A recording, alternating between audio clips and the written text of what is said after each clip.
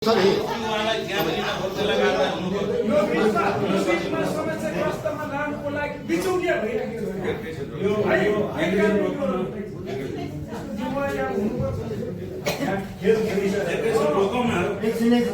अरू नबोल्नु तपाईँ चाहिँ नबोल्नुहोस् है तपाईँहरू बोल्न मिल्दैन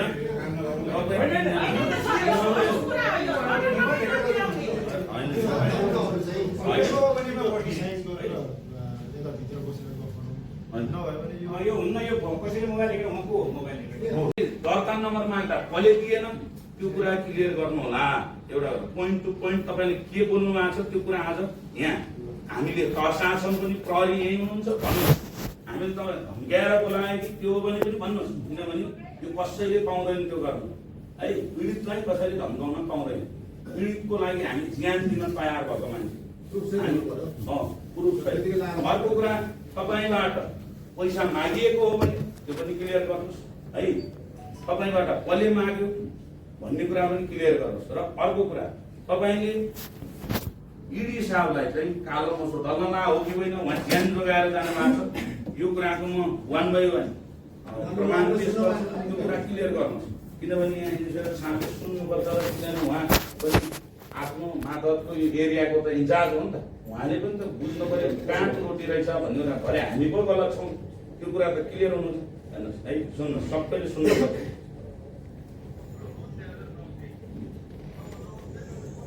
सचिवज्यूसँगको कुरा पर्यो नि आफ्नो हो महासङ्घबाट खटे महासङ्घ भने के हो भन्दाखेरि तपाईँलाई भन्न पिर पर्यो महासङ्घ भनेको 4 वर्षदेखि चाहिँ रगत बगाएर 600 जनाले चाहिँ यो पनि उनीहरूको ठुलो चाहिँ योगदानको कारणले आएको कार्यालय हो भन्न तपाईँलाई पिर परेको छ पिर पर्या हो भने भन्नुहोस् होइन अर्को कुरा यो अध्यादेशमा समेत हामीले लेखिएका कुरा आएका छन् हामीले मागेका पढ्नु भयो 8 बुधे मागमा त्यो चक्रिय कोषलाई मोडिफाई गरे पनि आखिर हामीले पीडित राहत कोष खडा गर्नुपर्छ भनेको थियौँ त्यसलाई चक्रिय कोष भन्ने त्यो पनि हामीले ल्याएको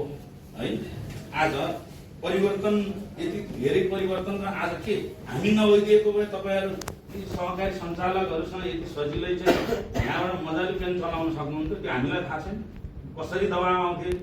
तपाईँहरूका चाहिँ ती विभिन्न पार्टीका नेताहरू हामीलाई थाहा छैन तर हामी ती दलसँग पनि लडेर आएको हो क्या त्यो कारणले गर्दाखेरि हेर्नुहोस् भिडी सर कि तपाईँले माफी माग्नुपर्छ होइन भने हामी चाहिँ चुपचाप बस्दैनौँ आजबाट यहाँबाट आन्दोलन सुरु हुन्छ यसको छानबिन हुन्छ छानबिन तुरुन्तै हुनुपर्छ किनभने वीरेन्द्र गुरुङ पनि ल्याएको छौँ वीरेन्द्र गुरुङ उहाँ सदस्यता वितरण गर्ने मान्छे उसले 500 बाहेकको कुनैसँग पर्चा नकाटिकन लिएको रहेछ भने कुन सजाय हामी गर्छौँ नगद स्लिप हुन्छ आइडेन्टिटी कार्ड हुन्छ त्यो आइडेन्टिटी कार्ड त कुनै नकली होइन होला यत्रो चाहिँ 4 वर्षदेखि चलेको हामीले बेरेका आइडेन्टिटी कार्ड थियौँ अनि यो यही संस्थाको नाम आधिकारिक नभएको भए किन चाहिँ नेपाल सरकारले हामीसँग समन्वय गरेर काम गर्छ कुनै सङ्घर्ष समिति एउटा चाहिँ डायरीमा लेखेको संस्थासँग त गर्दैन होला यो आधिकारिक त होला र त गरेको होला यसको आफ्नो रुल्स होला रेगुलेसन होला यसको सिस्टम होला यो पनि त जुन प्राधिकरण छ यो पनि त एउटा संस्था हो होइन प्रहरी पनि एउटा सङ्गठन हो उसको आफ्नो चाहिँ मापदण्ड हुन्छ हाम्रो पनि आफ्नो मापदण्ड होला नि यो संस्थाको त्यसमा हस्तक्षेप गर्ने तपाईँलाई अधिकार त छैन हो यो कार्यालयबाट सदस्यता वितरणको कुरा तपाईँ हाम्रो कुरा भयो अब यहाँबाट राम्रो देखिन्न यो कार्यालयले गरे जस्तो देखिन्छ भनेपछि हामीले यहाँबाट नगरौँ भनेर तपाईँ हाम्रै कुरा भयो त्यसो चाहिँ हामीले रोक्यौँ पठाइदिउँ यहाँ गर्नुहुन्न सरकारी कार्यालयमा त्यो मैले साथीहरूलाई नि भन्छु किनभने हामीले ल्याएको अधिकारमा हामीले चाहिँ आफ्ना सदस्य बनाउन नपाउने भन्दाखेरि हामीले के भन्यौँ होइन त्यो मिल्दैन सरकारी कार्यालयमा सरकारी कार्यालयले चाहिँ उठायो भन्ने हुन्छ त राम्रो देखिन्न भन्ने कुरा ठिक हो हामी मान्छौँ तर यो होइन कि त्यो तल बसेको मान्छे को म चिन्दैन त्यो हाम्रो मान्छे पनि होइन त्यो मान्छे हामी चिन्दैनौँ है त्यहाँ निवेदन दर्ता गरे के अरे त्यहाँबाट आएको निवेदन हामी लिन्नौँ त्यस्तो पनि हुन्छ भने त्यो भन्यो भन्नुभयो है उहाँले है क्लियर गर्नु होला तपाईँ त्यस पछाडि अब हेर्नुहोस् हामीले उहाँसँग स्पष्टीकरण माग्यौँ चलानी उहाँको स्पष्टीकरण माग्यौँ उहाँको निवेदन माग्यौँ हामीले ल यहाँ लेखिएका छन्। हामीले पुरै उहाँको होइन भन्दाखेरि उहाँ अभिमत सहकारी पीडित उहाँको दाइ कि भाइ उहाँ होइन, उहाँ भाइ हुनुहुँदो रहेछ। विदेश भएकोले गर्दा उहाँ चाहिँ आफू आउनु भएको रहेछ र उहाँको आरोप के छ भने शङ्कर भारती हामीले एक हप्तापछि अनि अब हामीले आज मन्त्रालयलाई पनि पत्र लेखेका छौँ, सबैलाई लेखेर हामी तयार भएर आछौँ कि हामी जहाँ परे पनि डिफेन्स गर्न तयार। यो एउटा चाहिँ व्यक्तिको आरोप होइन, यो त संस्था हो। यो यति लामो समयदेखि लडेको संस्था जसले चाहिँ यत्रा चाहिँ यो के अरे माफियाहरू चाहिँ झोलाभरि पैसा लिएर आउँदा विदेशमा सेटल गरौँ भन्दा त नमान्ने अध्यक्षले त्यो 531 तारिकलाई कुरा गरेर चाहिँ हामीलाई अल्मलाइदिएर हुन्छ। हजुरले कस्तो छविको मान्छे हो भन्ने कुरा अहिलेसम्म राज्यले बुझेको छैन र निकायले बुझेको छैन। 6 पटक हिरासतमा बस्दा खोज्यो होला नि त मेरा बारेमा पनि। के भेटायो त? मेरो हिस्ट्री हेऱ्यो होला, मेरो जीवनी हेऱ्यो होला। केही नभेटाएर नसकेर त एमाले काङ्ग्रेसको सरकार हुँदा नसकेको हो, माओवादी हुँदा नसकेको हो। अनि नसके किन क्लिन भएर यदि म चर्चो सोच्दिनँ बोल्छु होइन, क्लिन सुत्दै भएर मलाई के डर छैन भने म कहीँ गएर जहाँ गल्ती गरेपछि डर लाग्छ, पीडा हुन्छ। त्यो कारणले गर्दाखेरि तपाईँले चाहिँ अब प्रश्न के गरिदिनुहोस्, सुरुमा तपाईँले के भएको थियो त्यो कुरा भन्नुहोस्, पहिला उहाँको सुनौँ, त्यस पछाडि तपाईँले भन्नुहोस्, त्यस पछाडि तपाईँले के भयो भन्नुहोस्, त्यो कुरा गर्नुहोस्। हामीले वीरेन्द्रजी पनि ल्याएको छौँ, किनभने हामीले त्यो पछाडि पर्ने कोही हुन दियो अगाडि गर्नुपर्छ भने। अब यी विषयहरूले भन्नु अब यो के भयो भन्ने कुरा प्रश्न गर्नु। यो दिनलाई नै अकस्मात चाहिँ उहाँहरूले नै आएको स्कुलमा आउनुभयो, त्यो 3-4 जना आउनुभयो, अरू बाहिर मान्छेहरू पनि बाहिर आउनु दिइन्छ होइन। म बाहिर एकचोटि यसो हेर्दाखेरि मान्छे चाहिँ धेरै थियो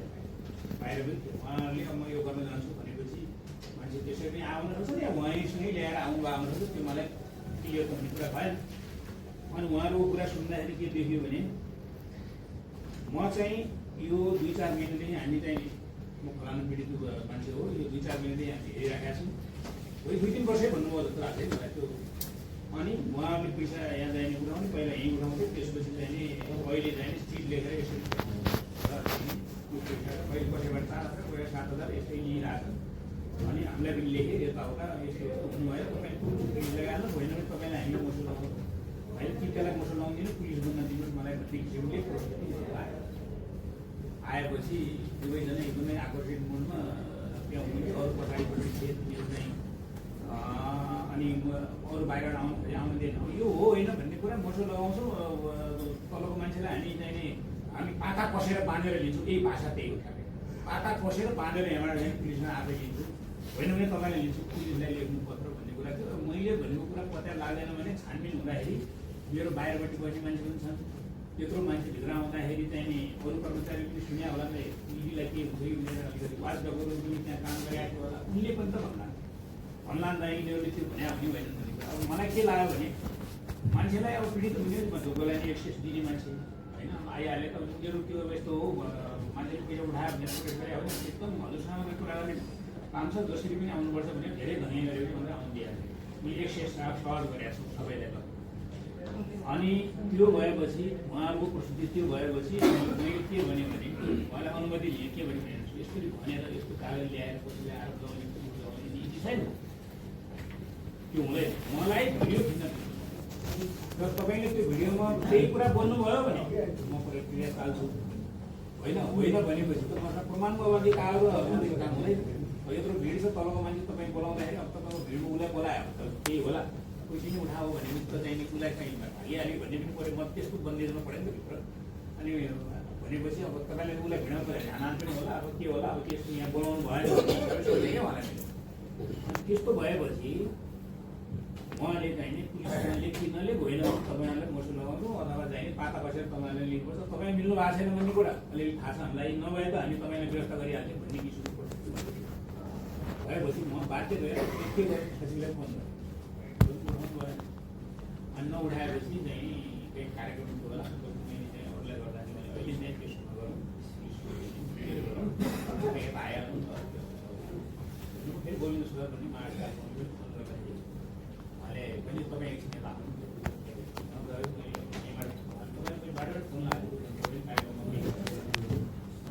होइन फोन आएको छैन मेरो नम्बरमा कहाँ फोन आयो सचिवज्यूले गरेपछि मैले रिटर्न गरेँ तपाईँलाई मैले तपाईँलाई कल गरेँ मैले तपाईँको फोन उठेन तपाईँलाई मैले गरेँ नगरे कागज दिएको मलाई तपाईँले गरेको म दिएको मेरो मोबाइल तपाईँको फोन नम्बर उहाँले मलाई मेरोमा अनि नभएर सचिवको पनि कुरा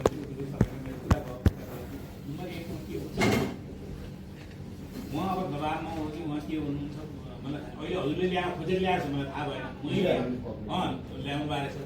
म आकाशमा 6 वर्षमा देखेको त मलाई त अस्ति फोन उहाँले पुलिस लिएर जानु नउठाउने अरूले नउठाउने त्यतिकै आरो लगाएर झडको मचाइदिने अनि हामीमा अफवाह फैलाइदिएपछि मलाई त एकदमै कन्ट्रोल पार्टीहरू म त्यहाँ अफिस जाने मेरो त्यहाँ आइरहेको ठ्याक्कै ठेला पारिसकेपछि उहाँलाई चाहिँ नि जाउँ भनेपछि उहाँ त न काम छ भनेर हिँडिहाल्नु त्यो किन्न आगो पनि नकिनेको चाहिँ एकदम हरनारायण भएको गरेर हिँड्न थालेपछि मैले तपाईँ यहाँ तपाईँ बस्नेमा बस्नु न त पुलिस तपाईँ चाहिँ नि एउटा चाहिँ कुरा गऱ्यो नि हिँड्यो पनि यस्तो चाहिँ नि कुनै तरिका हो यो तपाईँले चाहिँ आफ्नो स्पेटिङ दिनुहोस् होइन हो भने हो भन्नुहोस् होइन भने प्रदर्शनमा चाहिँ म एकदम डर लाग्छ होइन मलाई प्रोटेक्सन गर्न भन्नु पर्छ फोनै नउठाउने एउटा गऱ्यो भने हिँडिहाल्ने हुन्छ यो मान्छे हुन्न भनेपछि हामी कसले बस्नु पुलिस भनेपछि बस्नु हो बसेपछि अनि बल्ल म अगाडि लगाएर यहाँ ल्याएर कोठामा राखेर यहाँ थियो अनि त्यसपछि मान्छे धेरै चाहिँ हुने गरेपछि यहाँ अरू खोजेर तपाईँ हाम्रो तपाईँहरू आज आउनुहुन्छ भने मलाई थाहा थियो र उहाँलाई ल्याउनुहुन्छ भने पनि मलाई थाहा थियो अनि त्यसो हो अब फोनबाट धेरै कुरा स्पष्ट भइसक्यो तपाईँलाई थाहै छ म चाहिँ यो पीडित तपाईँलाई लाग्छ व्यक्तिगत रूपमा लाग्छ भने भन्नुहोस् कहिले कुनै बेला अब घाँटी फोन गरेर नउठ्ने कुरा एउटा कुरो तपाईँलाई तपाईँहरूको पीडितको घरमा यो विरोधी मान्छे हो भन्ने नेचरको हिसाबले त्यस्तो लागेको छ भने भन्नुहोस् होइन भन्नुहोस् तपाईँले विश्वास गर्ने आधा फोनलाई मात्रै आधार नबनाउनुहोस् त्यहाँ त अब एउटा टर्चर भयो त्यहाँ मलाई पनि टर्चर भएपछि चाहिँ मान्छे खुसी उठा हो भनेपछि त अब चाहिँ कार्यालयको गाउँमा त अहिले त क्याबिनेटले पनि निर्णय गरेर मेरो जुन चिठी लेखेको छ तल कुनै कर्मचारी एउटा पैसाबाट कार्यालय पढाउनु जिम्मेवार भनेर पढाउ गर्ने भन्ने लाइनको चिठी त्यो भावनाले हामी आतङ्कित भएर पनि म त्यहाँ भने अनि साँझखेरि मलाई आएर मैले भने अब यस्तो चाहिँ एक दिन अघि नै ठिक हुन्छ के रहेछ बुझौँ अब अलिकति मलाई पनि मोसन आउँछ भने यिनीहरूले अब पुलिसले आउँछ भने तपाईँलाई पनि यस्तो गरे कहिले दुर्व्यवहार पनि गर्न सक्छन् गर्दा कार्यालय जोडिन्छ अरू पनि जोडिन्छ अनि त्यसो हो भने एक दिन यसको विचार गरौँ त्यहाँ अलिकति अघि हाल्नुहोस् है भनेर मैले उहाँलाई भने राम्रै हिसाबले हुन्छ के गर्ने अब राम्रो काम गर्दाखेरि अघिको लागि अब पीडितहरू यत्तिकै मर्गा पर्ने भए परिस्थिति अर्कातिर गयो के गरौँ भन्ने कुरा गर्नुभयो अलिकति गुनासै गर्नुभयो त्यस्तो किसिमले या तपाईँले राख्नु या महासङ्घले अर्को मान्छे ल्याउला अब जो फेरि मन्त्रालयमा बसेर गरौँ अब यो यस्तो खालको परिस्थिति भयो मलाई भन्ने किसिमले कुरा गरेपछि हामीले त्यसरी जाने एउटा भावनात्मक कुरा गरेर उहाँ चाहिँ त्यो दिन जानु साँझ हजुरले गर्नुभएको होला म त अब चाहिँ साधन थियो तर अब पुरै स्पष्ट के थियो भने मन्त्रालयमा गएर एकचोटि बसेर कुरा गरौँ न अब अहिलेलाई त्यो परिस्थिति छ भने त्यो बुझेर अब जाने मात्रै गर्ने थियो र पैसा उठाउने कुरामा तपाईँ आफै पनि हाल्नुभयो हाम्रो गरी पनि हाम्रो हिसाबले चल्छ आधिकारिक कानुन बन्दैको पनि त्यसको विरोधी होइन अरू उहाँले के आरोप लाउनुहुन्छ के लाउनुहुन्छ भन्ने कुरा तपाईँहरूसँग राम्रो मान्छे भइदिएर उहाँलाई चिन्दै नचिने मान्छे पनि होइन नि उहाँलाई तपाईँ को हो भनेर उहाँले मलाई पनि त सोध्नुभयो आफै भन्दै हुनुहुन्छ 3-4 वर्षदेखि म रेडी गरिरहेको उहाँले चाहिँ यस्तो यस्तो गरिराख्नु भएको तपाईँ के मुद्दासँग भएर बस्नु भएको छ होइन तपाईँ मिल्नु भएको छ भने भन्नुहोस् तपाईँलाई अहिले पाता कसरी लगिन्छ मिल्नु भएको छैन भने उसलाई तुरन्त पुलिस आउनु भन्ने मान्छे भने हो उहाँसँग मान्छे पनि थिए र त्यसरी जाने भएको म समग्रमा तपाईँहरूको जाने विरोधी हुने कारणै छैन न म सहकारी सहकारी न म पुलिस न मेरो कोही आफन्त सहकारी त्यसले गर्दाखेरि अब अस्ति मासमा मान्छेहरू पनि आउनुभयो अब आक्रोशमा भन्नुभयो तपाईँ एकदम सहकारी पीडित के अरे सञ्चालकहरू माफिया जस्तो भन्ने किसिमले पनि प्रस्तुत हुनुभयो आवेशमा भन्नुभयो होइन म त्यस्तो उहाँले मलाई समस्या गर्छ भएको छैन किन भन्ने कुरा त्यसले गर्दा हजुरहरूको चल्छ छ यो यो योले भएन भने तपाईँ जिम्मेवारी हुनुपर्छ होइन अब अहिले नबोल्नु न म अहिले तपाईँलाई टाइम हुन्छ क्या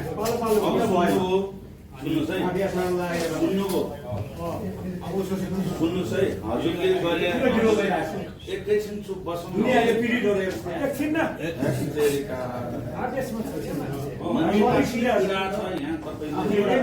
मलाई टाउको दुखाइदिनु अब 5 दिन 4 दिन गयो यसको एउटा रोक्ने एकछिन एउटा कुरा हाम्रो तपाईँलाई अहिले एकछिन